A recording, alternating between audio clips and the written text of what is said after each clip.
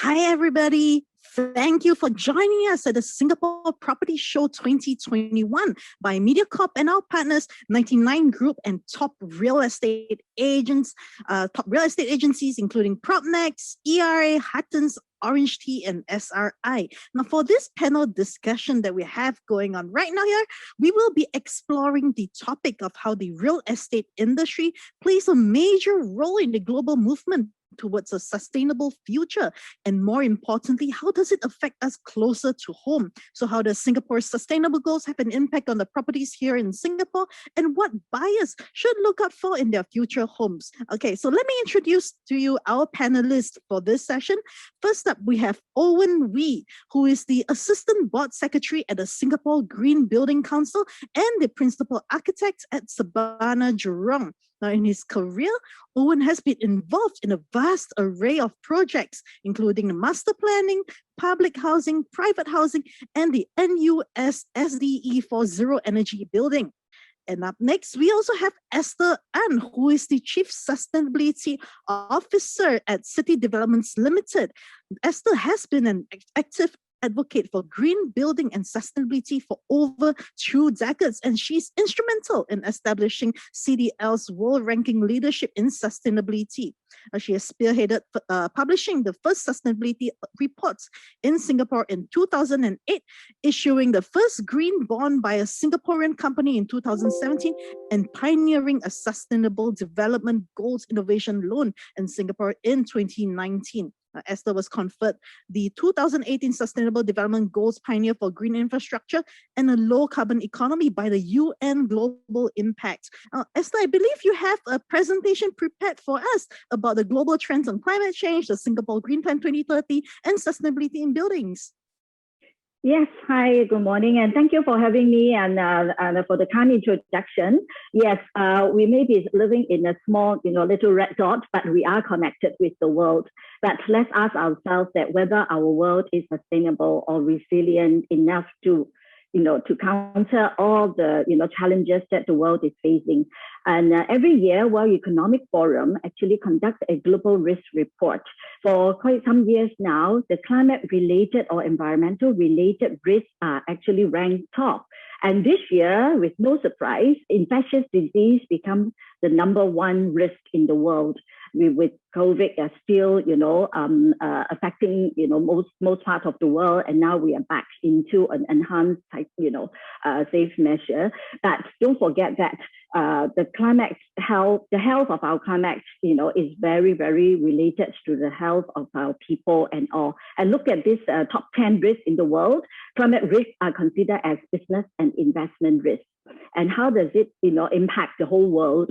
And I'm sure you have read news and all that. There are more and more countries or leading economies are coming, very forthcoming to pledge, to slash their carbon emission to net zero by 2050, such as Japan, South Korea, and many European countries, and even for China has pledged it to achieve it by 2060. And you have actually read about European Green Deals, the US is back into the Paris Agreement and stepping up a lot of green movement, and UK has its own, green plan and all. And in February this year, Singapore also rolled out our own green plan, which I will explain a little bit more. And from the business perspective, investors have never been as clear now that they have already said that the largest sustainable ESG investment funds, they already say that they will screen out companies that have no climate strategy or focus, and then they will not invest in them. And you will probably hear that this decade is called the decade of urgent action. And the race to zero is of the top priority of leading economies. And this is called the Race to Zero, Alliance, which has already secured support from 120 countries and more than 700 cities. A lot more businesses and investors are also joining the race to net zero. And together, these stakeholders account for 50% of GDP globally and 25% of global CO2 emission. And why building sector is so, can play a major role here, because building and construction accounts for 36% of global energy consumption and almost 40% of greenhouse gas emissions. Our impact also make us, put us in a position to be able to drive change. And look at the green plan, that there are quite a number of, of the pillars are related to how we should live and behave and all, so that we can achieve, to help Singapore to become a city in nature and to reduce waste and to raise energy efficiency and reduce carbon footprint, and that also contributes to a stronger green economy and a more resilient future. In the building sector, the bar has been raised again, for green building sectors, apart from the Green Building Master Plans that to aim at greening 80% of all buildings in Singapore by 2030. At the moment, we are about 43%. So in the next 9.5 years, we have almost another, 40% to green. So that will actually leads to a lot more stringent regulations and policies and practices. And I'm going to let Owen to talk a little bit more about the SGBC and also, the Green Plan a little bit more. So I will focus more on from the private sector's perspective, what all these global and local, trends will impact on, our, investment in homes and also in our commercial properties as well. Okay, whether you like it or not, the younger generations have shown very clear that they will aim, and they're willing to pay more for responsible and sustainable products and work for sustainable companies. And this is the data that's shown by the Forbes study, which also includes the Asian perspective as well. More than 66% of the young people are willing to, pay more and also join companies that have good sustainability, strategy in place. And as home buyers ourselves or as tenants of office building, commercial properties and more, definitely you have already seen that more investors and tenants are looking at buildings with green features. And of course, under the Green Building Master Plan, this will even accelerate more. And at CDL, we also, we have, been around since 1963, and we have built almost 47,000 homes in Singapore and in the region. So in most of our launches, after 6 months of occupation, we normally conduct a survey, and we find out that home buyers are increasingly prefer and appreciate green and health features, and such as pneumatic, waste disposal system that segregate normal waste from recyclable waste, and they also, appreciate energy saving features and also, the electrical appliances. Because once we hand over the key to you, home buyers, whatever savings go to your pocket. And we also find out that the green feature actually help raise satisfaction level as well. And on the commercial side, our tenants have actually supported our green lease.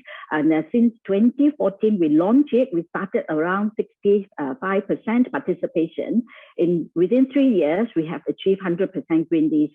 So tenants are really stepping up as well, and to retrofit and their premises using our green procurement and retrofitting guidelines. So for CDL, we have started our green building journey as early as in the early 2000s. Our first eco condo was called Savannah Park, launched in 2002. And along the way, we have actually raised the bar ourselves. Also for Green Mark, there are actually 4 levels. The mandatory level has is a certification which is mandatory since 2007. And then there's Gold, Gold Plus, and Platinum, Platinum being the highest level. So for us, we have actually imposed on ourselves that, since 2011, we already voluntarily set the targets to achieve Gold Plus standard, 2 levels above the mandatory requirement. And to date, we have already amassed 110 Green Mark awards received so far for our residential development and commercial properties as well. Especially, we have achieved the highest Green Mark Platinum awards for most of our residential development. And we all know that Singapore is near the equator, and we are even heating up twice as fast as the rest of the world. So how we design, build, and manage our property has an impact to mitigate heat, to provide thermal comforts to our residents right from the beginning. Like, the project Palivat 88, we started with the drawing board that we use virtual and technology to help us to reduce heat gain right from the beginning and also raise productivity gain. And greenery is very important to absorb heat. So you have seen, the treehouse, the vertical garden, which also make it to the Guinness Book of Record. So now, or the future, we are looking at spaces that provide us more comfort, more, lower density, and also looking at how we can help to improve the indoor air quality, health components. And you can see that we have even introduced antibacterial, antifungal paints for our new development at House on Handy. And mixed development is the way forward to minimize traveling between work, home, and entertainment area. So just closer to home, just based on last year, COVID has actually affected a lot of our decision in buying home. Not just about location, which is still very important, but now we all know that we spend a lot of time. As we are all speaking from home now. So our home is not just a home, but also an office. So when we launch our new development, we even allow transforming spaces, from home space to workspace, and allow buyers to even choose, sustainable materials. And of course, technology help us to, raise energy efficiency and reduce touch point. So we have even smart hub gateway that allow you to use your own mobile devices, whether your phone or, your laptop, to control air condition and lighting, remotely. And greenery water has been proven to be able to calm, people's mind and, and fitness and all that. So our new development definitely have even raised the bar to invest more site area for landscape and facility and communal spaces as well for interaction with your fellow residents. And so definitely we are not new in the green building, sector, and but the bar has been raised, not just about green, but also looking at even zero energy building in the next 10 years now. And we have actually, last month, we pledged to support World Green Building Council Net Zero Carbon Building Commitment. And we have a long roadmap that we started from, the early 2000 to mid 2000 on climate change policy and measure and track and improve our carbon performance, reduce carbon footprint towards net zero for buildings that are under our direct control and management. And without technology and innovation, we can't achieve such lofty goals. So we have actually started, partnership with our local university. We set up an NUS CDL Smart Green Home back in 2016, and we look at many, features that will reduce humidity, raise, thermal comfort, fight bacteria, and tropical technology, and such as the new technology on building integrated PV panels and all. And we also invest in technologies and venture capital.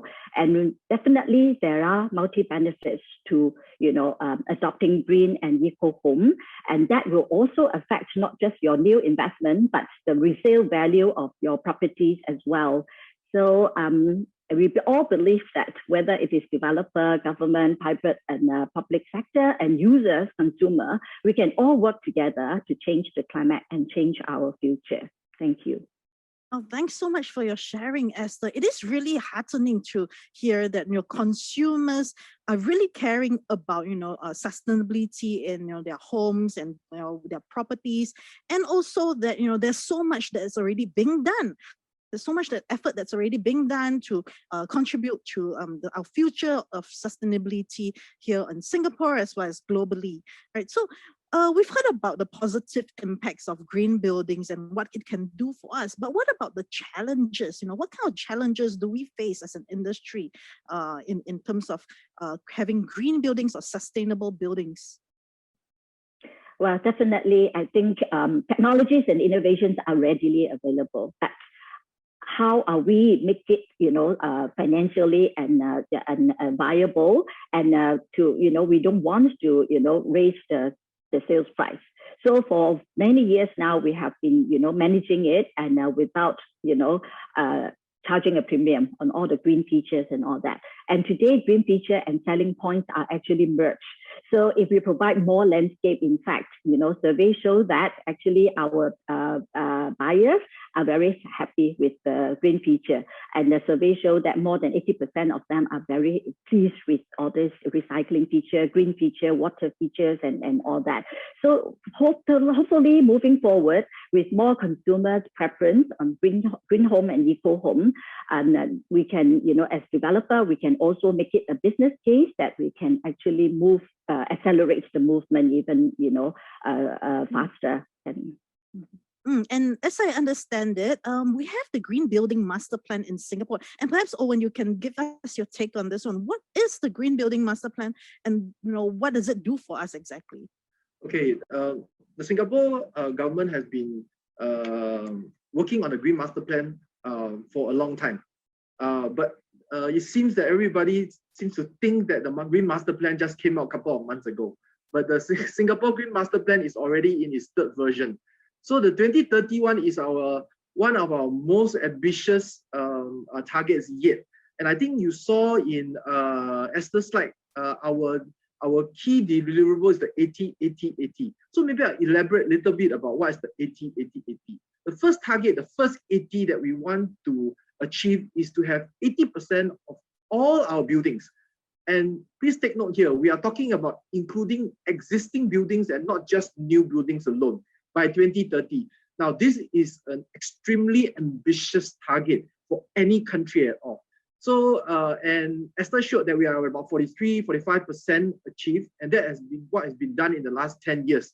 So we got another 50+% to go by before 2030. So that's the number, the first 80%.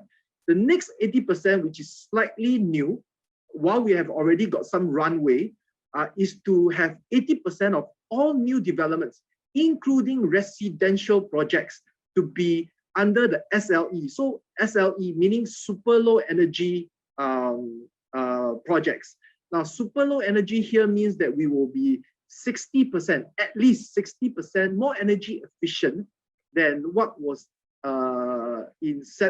what was recorded since 2005. And the super low energy includes zero energy building as well. And then positive energy building. Zero energy means that it does not use more energy than it produces itself. And of course, positive means that it actually generates more energy than it uses itself. The last 80% is to have an 80% energy improvement compared to 2005 by 2030. So that is for the industry, for the green industry. These are the immediate goals that we are hitting. Of course, the entire Green Master Plan is not just about the building itself.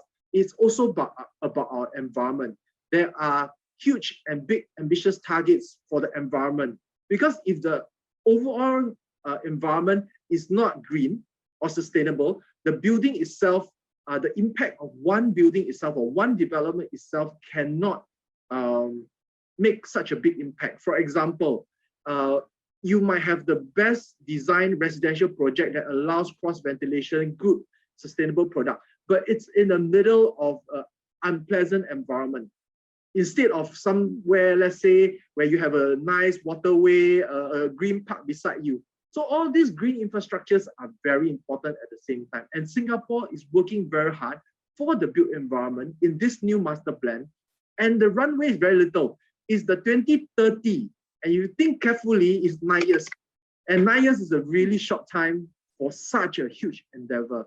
So I would like to touch on a little bit about what Esther was talking about and what Ning, the question you posed earlier, about the challenges that we face as the construction and the design industry.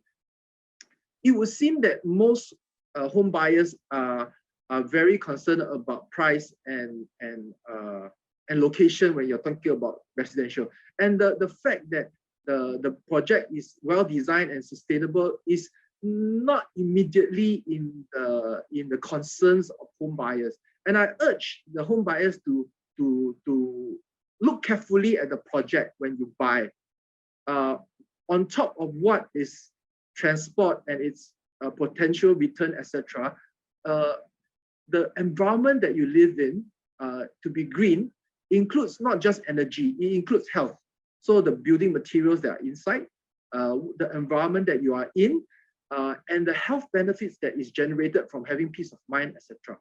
So these are what we say money cannot buy. Okay, so I will stop at that, and then maybe we can talk a little bit more about that as we move along. Can I add a little bit more that, research actually shows that people spend 90% of their time indoor. So indoor, including home, I mean, you can calculate it, how much time you spend in home now, especially after, after the outbreak of COVID. And so users, you have an impact on how you use building, because we can build and design, and we can offer a lot of energy saving features and all that, but how you use the building and how you use the recycling facility. And we have actually introduced this pneumatic disposal system for more than 10 years now. So of course we have to really put big poster to show that what goes to which chutes, what is recyclable, what is normal waste. And because in any household, normally it's like you have the parents, you have the children, and some you have the domestic helper, and some even have grandparents and all that.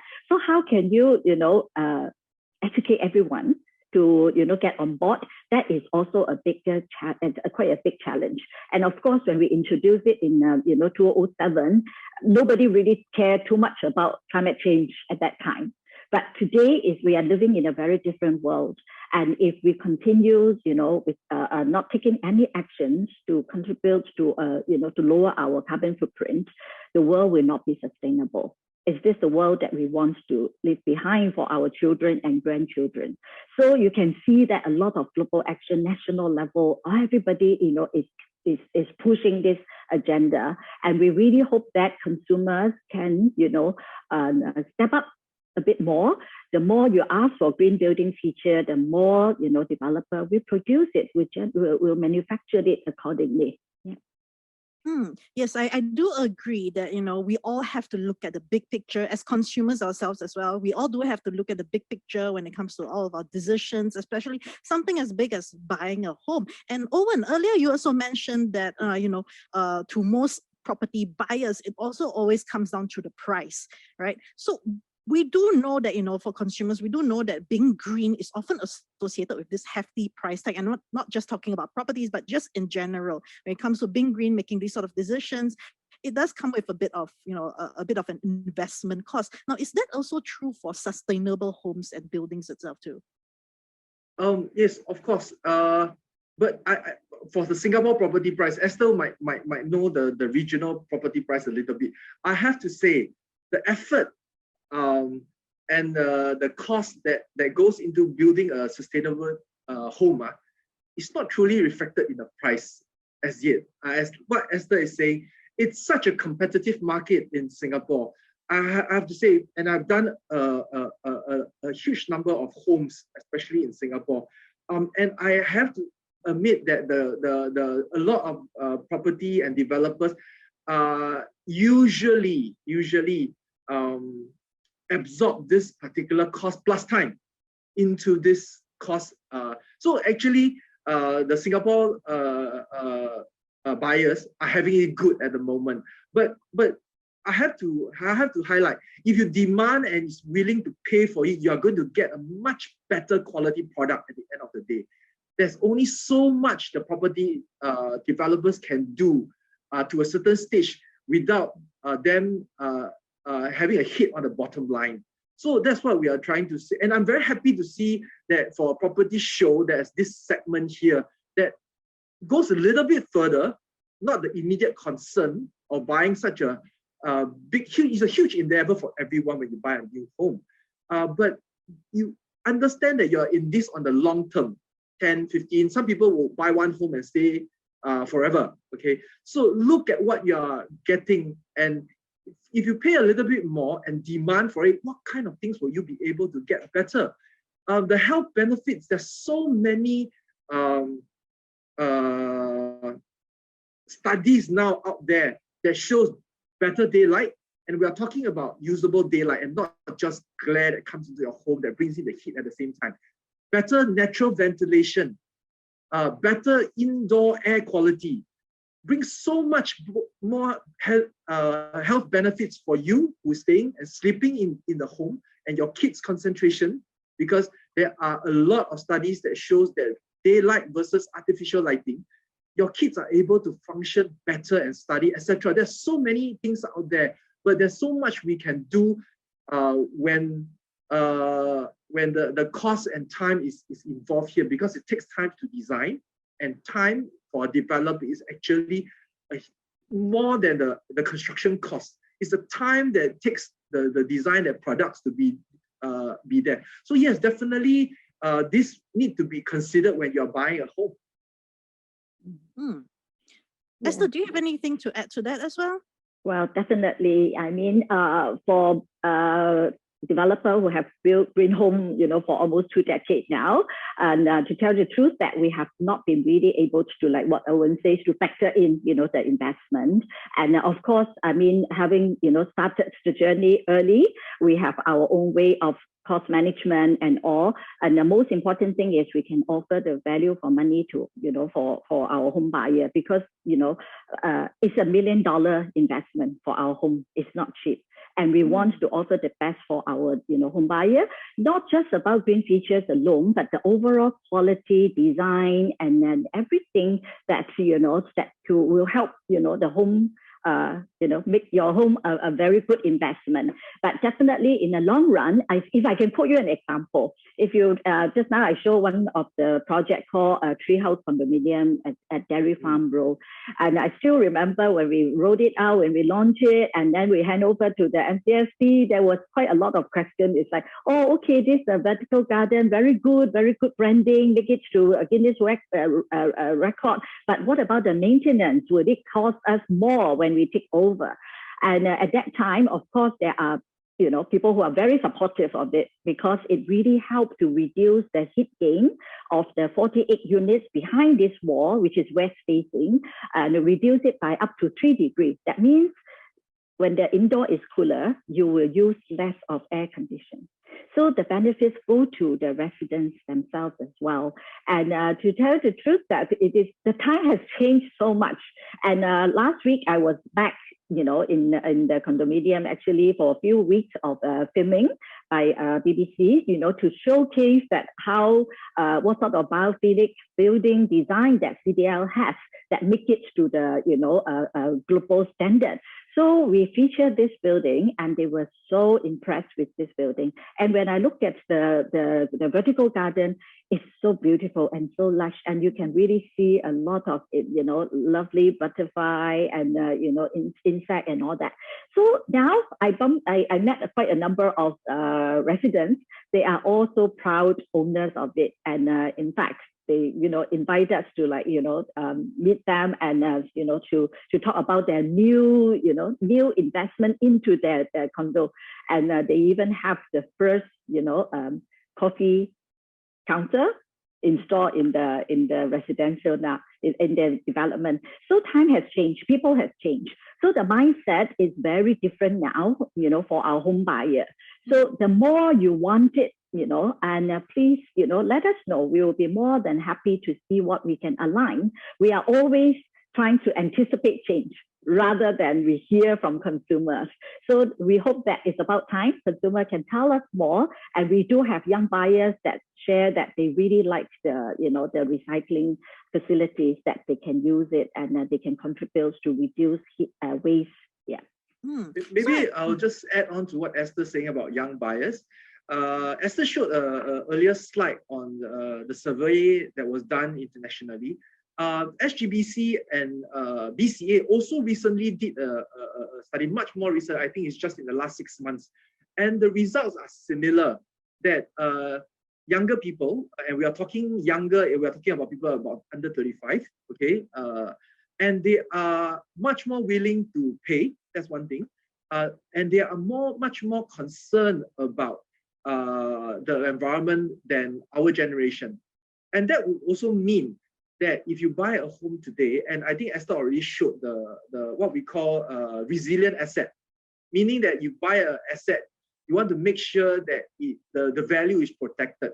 Now, if you buy a green home, and as these younger people grow up and they want to buy another home, they want to buy a place, and your resale value is also easier for the homeowner to resell or rent as or your property as you go along, because they are willing and they are looking for places like that. And as the younger generation become the consumers, the homeowner, home buyers, etc., this will feature strongly, I believe, because that's the international trend that is moving at the same time, where we see Europe and European countries which are a little bit more advanced than us in terms of thinking for the global and all that. So I'm looking that as Singapore moves in the next 10 to 15 years, our younger generation will also come to demand and want to own homes like these.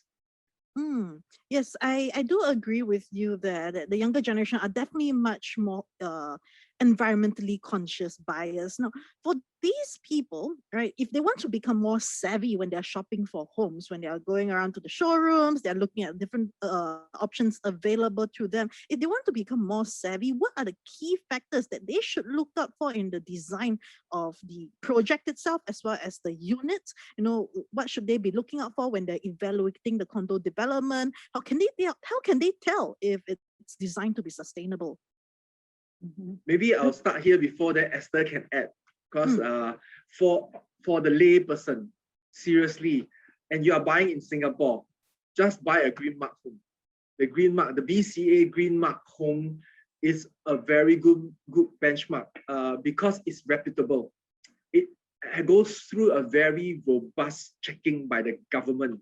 It's not just the designers or the property developer that says this is a green home and then they slap a award on it.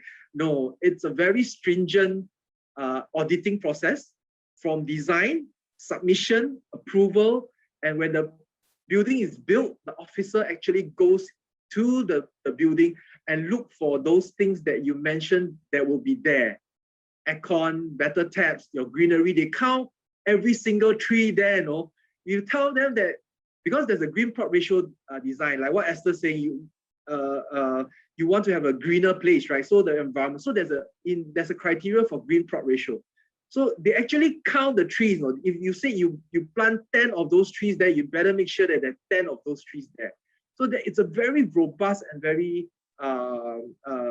scientific criteria. So for homes in Singapore, it's very easy. You just buy a development that has got the Green Mark certificate, certified award. But for the region, it gets a little bit tougher. There's the LEED, there's the GBs, in China, there's the Green Star. But for one thing, I know that CDL, for their projects in regional, they also have some projects where it's possible. They also take the Green Mark, Singapore Green Mark. So for the layperson, the quick and easy way is to just buy one with a reputable green certificates. But if you want to go in deeper, things like looking at the site layout, where the facing, how much greenery, etc. Sustainable built material, your paints, your tiles, these are certain things that are a little bit more technical. Maybe Esther, you can add on. Yeah, definitely. I think for laymen like us, even when I go to buy fridge and all that, when they first introduced the 4-tick, 3-tick, that type. So for laymen, you won't really go into, look into, really this aircon is 4-tick or what? So we have to believe, trust, have faith in such independent assessor. So 4-ticks means it might cost a little bit more, the retail price, but they show me, I did ask question. I like to ask a lot of questions. So what is the energy efficiency? How much, I can, I can save in 1 year. So ask questions. The salespeople are definitely in the position. Technical. I think Esther is probably facing some technical issues. Yep. Well, maybe let's continue on, Owen. Yep. Right. So let's talk about property investors, right? Okay. Hi, Okay. Esther. Can you hear me? Yeah, the I last am. 1 minute It was so hung. okay. You're So hanging sorry, around. so sorry. Yeah. Okay. So I was saying that Green Mark is really a very good independent assessment standard. Don't need to worry about the nitty gritty because every level of Green Mark, from like certification level to gold plus, and platinum, have very clear KPI. Very clear. How much more energy efficient you are if it's a platinum level. And like I always say, like, what about the greenery and all that? So I earlier mentioned that some of our actually development, we even dedicated like about 65% of the site area. You can ask all these questions about, from the developer. Can you hear me? Yes. Okay, good. If I'm not mistaken, mandatory requirement is 40% of site area for greenery and the facilities. So if a development devotes more than 60% or even more, then you can be rest assured that, hey, this is really a green and sustainable environment that I'm investing in. So of course, inside the apartment, there are all the facilities, all the equipment, appliances, all have their details there. Ask the salespeople, ask the developer, ask questions. All home buyers, all consumers have the right to ask for all this information and make a very well-informed decision. But like, what Owen say is like, Green Mark has already done all the homework for you because they do come to every development before we even launch it. They already assess everything. And all those are independent, quantitative type of data, not marketing, data. Yeah.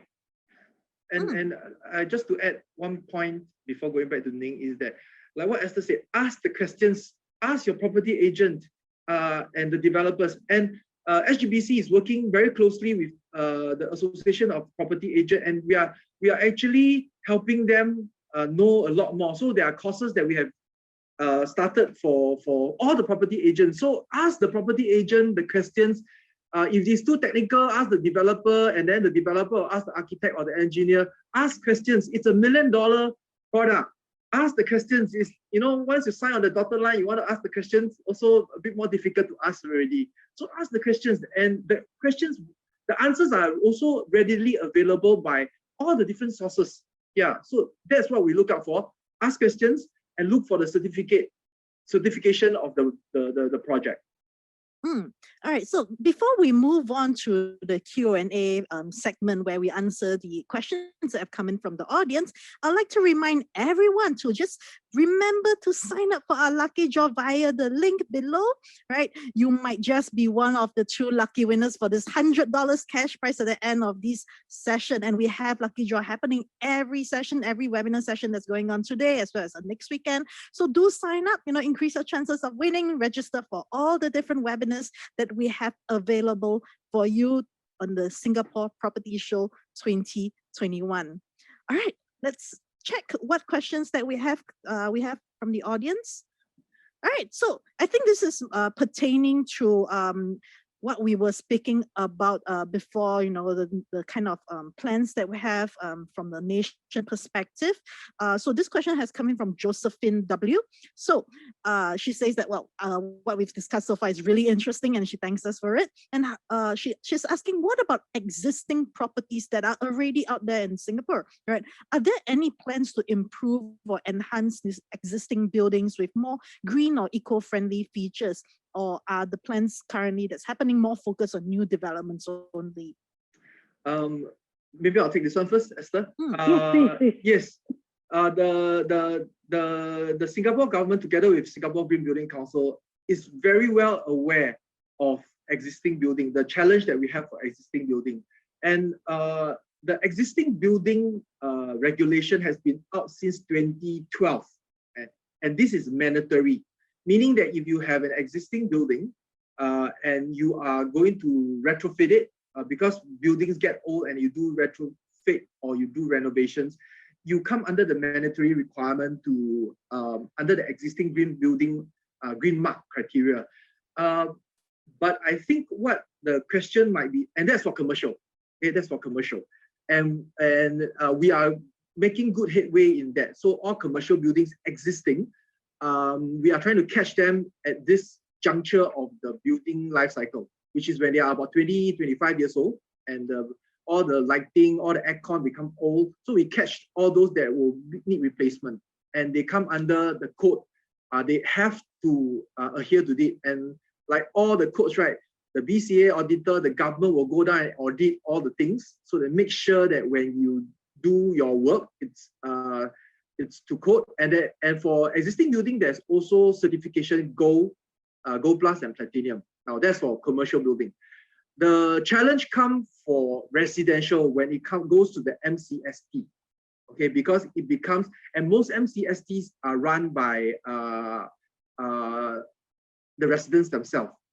And there are also the MCST Act, where it governs certain things that the MCST, which only is elected once a year, so your term is only 1 year. So there are only certain things that the council can do within that 1 year. And so that is being looked at very closely now. And this is something that we are very concerned, because we also want to touch those residential homes that are under the MCST. But for HDB flats, the HDB who deals with the renovating and the upkeep, they are already on it. So there's just this segment of private homes that we are working out, because there is financing. There is also the legislation, meaning the law that governs the MCST, that what they can and cannot do. So when they want to, for example, they want to change lighting to a more efficient lighting, where does the money come from, etc., etc. So these are challenges that the residential market have, and we are still looking at it. Yep. Well, as a building owner, for commercial property, I think Owen has already mentioned, we take ownership of, like, regularly upgrading our buildings. And for home and private asset owner, that will be the ones that I think regulators are coming very, very strong at that, and the BCA is working very hard on that. I think along the value chain, policymakers, regulators will really be the key driver. And in Singapore, the scenario is very, very different from other parts of the world. More than 80% of homeowners are, under HDB, jurisdiction.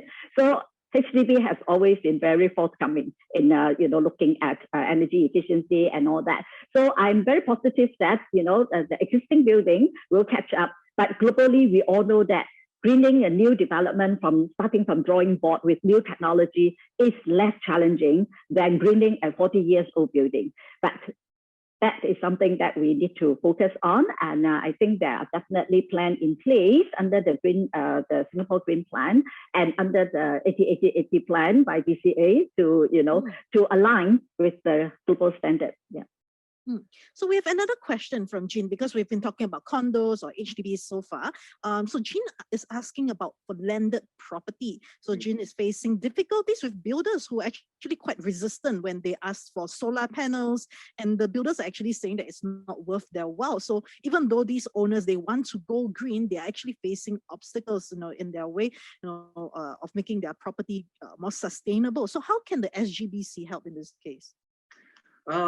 Well, in the first place, SGBC, if you want products to help you make your home a little bit more sustainable, like solar panels or more highly efficient fans, SGBC has members, all our members. We have a huge number of members that are very professional and product suppliers. So definitely go into the SGBC webpage.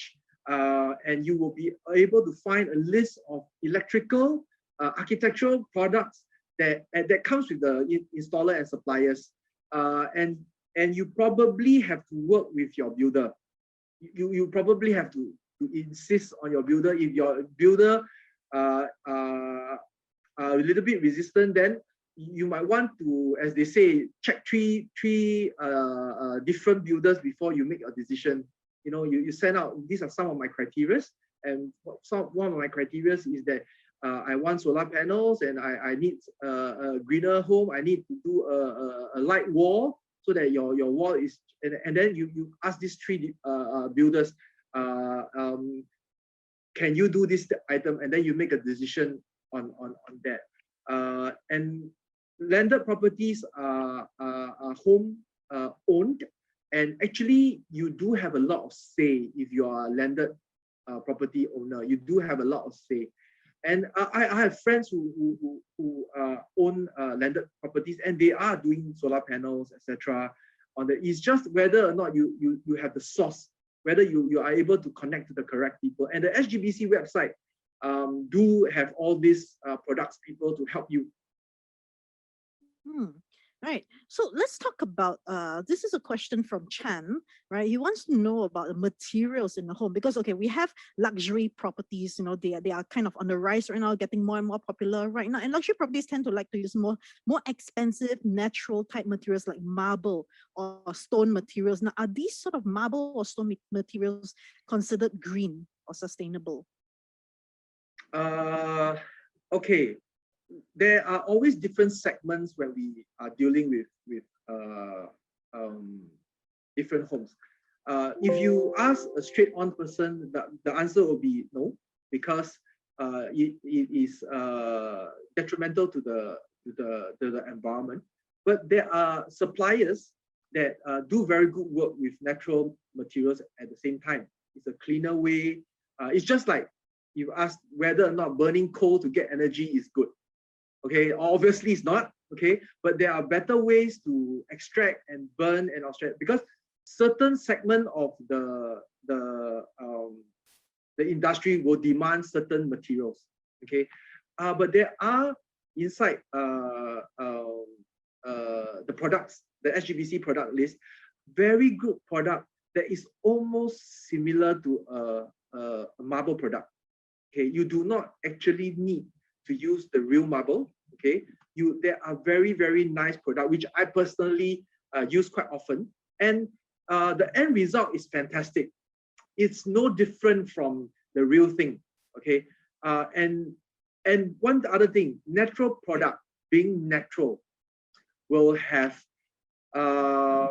is a little bit more difficult to maintain. For example, if you use a marble and they have iron deposit inside, over time, because it's a natural material, you get ionization, and you get those rust little things that is brownish and reddish over time in the material. But if you use a better product, or I will use the word better product, if you use a substitute product, okay, it looks exactly like marble, but you will not have that maintenance problem in the future.